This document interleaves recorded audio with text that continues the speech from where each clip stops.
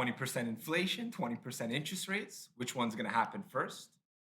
If you're curious and you want to know, stay tuned for this video.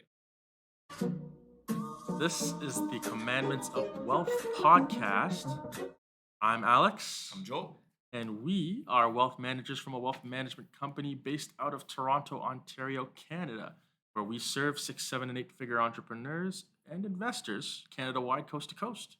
And we're going to be going over some of the insights and strategies that we have helped implement with clients to help grow, protect, and pass on their assets to generation, whether that's come from tax strategies, investing strategies, any other type of asset class that helps go. And today we have a very interesting article that is top of mind about progressing through the tightening cycle, which is related to interest Absolutely. So let's get that up on screen here. So, yeah, progressing through the tightening cycle. So, let's first start with the obvious question. rates. So, Who does this article come from? it came from Bridgewater, their research and insights division.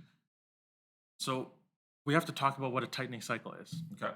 So we'll have a visual that appears later in the article that we're going to reference and walk everybody through, just so that you can kind of see where we are right now, according to Bridgewater, right? But what a tightening cycle refers to is a process by which the central banks and our governments, they have an optimal idea for how our economy needs to be functioning, Yeah. right? Now, the main lever that they can use to pull to affect the economy is going to be interest rates. So, if they lower interest rates, like at the end of the 2007 2008 recession, by lowering interest rates, you are stimulating the economy because it's cheaper to borrow money, Yeah. right? Now, on the other hand, if they raise interest rates, like what you're seeing them do now to curb inflation, they are suppressing the economy in an attempt to subdue inflation. So the tightening cycle refers to where on that journey we are in terms of interest rates doing this. And in this article, they were talking about, right in the beginning, about it being, well, what did it say in the article? So what they said here is that the speed and magnitude of the tightening has been severe, among the sharpest in the past 60 years. The primary effect of the tightening has been to drive asset yields higher to compete with the higher yields on cash, which drove prices lower through the present value.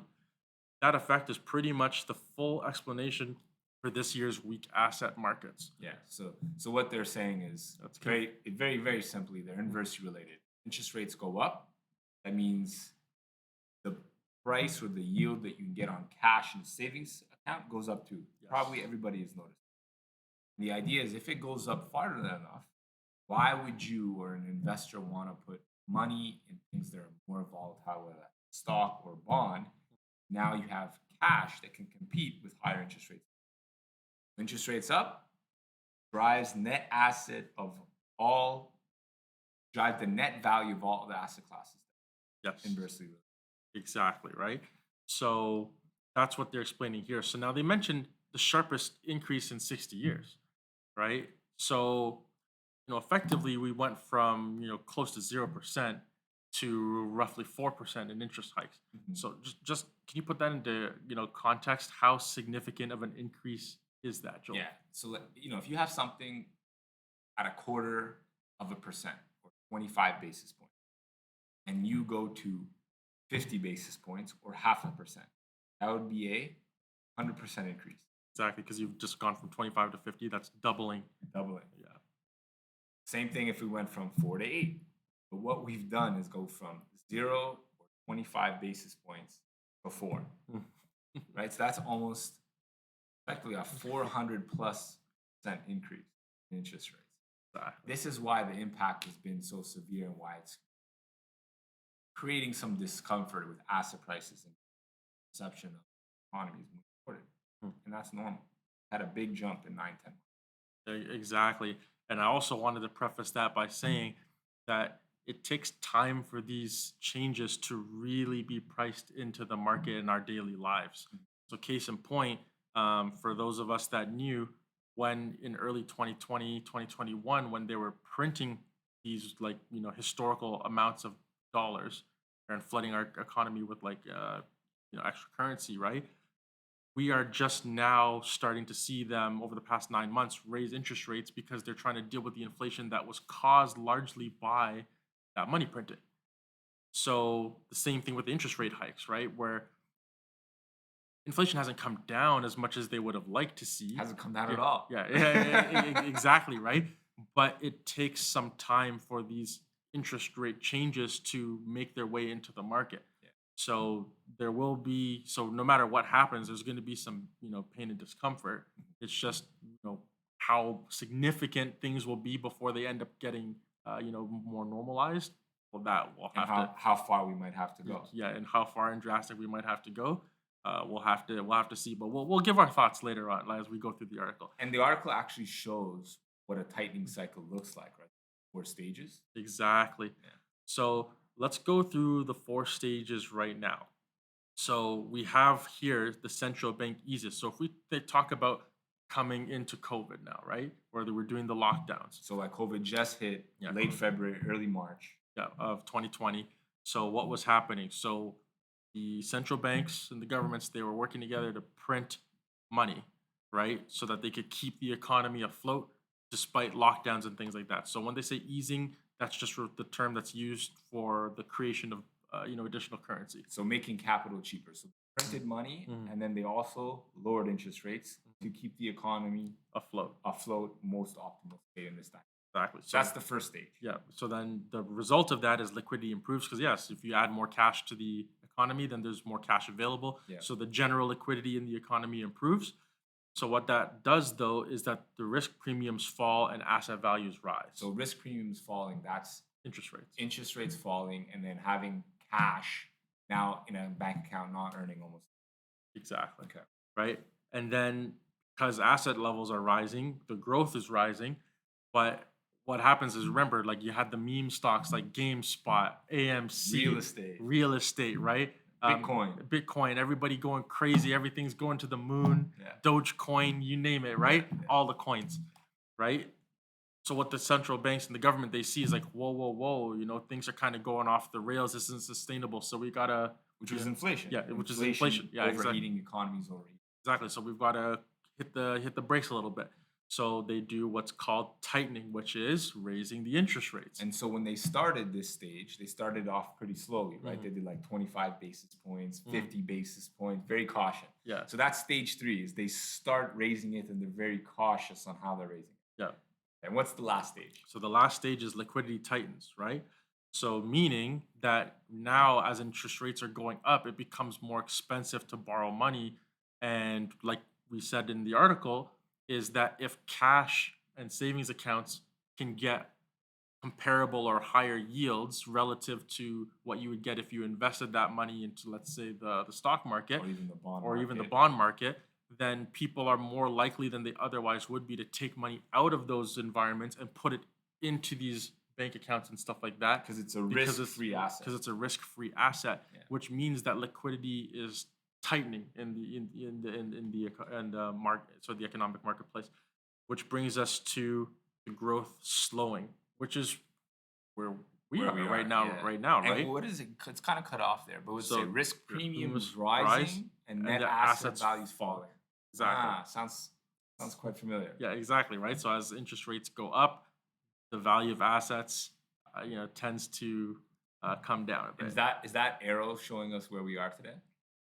Yeah, according to Bridgewater. Now, let's talk about it. So, do I see this continuing? Yeah, I mean it's a cycle, right? So we're always going to be moving through this cycle. How long we stay in each of these quadrants is up for debate because everything is different, right? The reason why we were, having depressed markets today is different from why we were having depressed markets back in 2000 and 2007, right?